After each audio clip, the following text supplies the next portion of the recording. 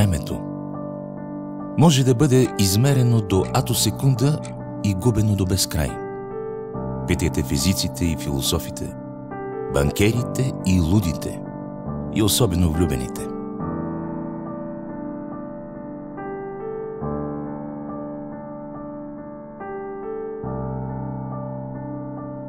Времето лекува. Времето променя, заличава, опровергава, доказва, разделя и събира. Животът е направен от време. Въпросът е какво правим с него.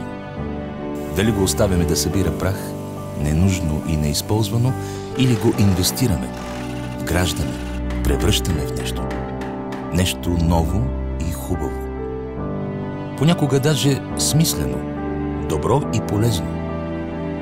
Не можеш да спестиш време, но можеш да го вложиш в идея, дума, кауза или просто дърво пред блока.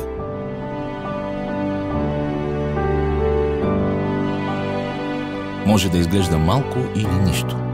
Една неделя или някаква сряда, но светът се върти със скорост 365 дни в годината и ако искаме да го променим, трябва да започнем с един от тях. Например, днес.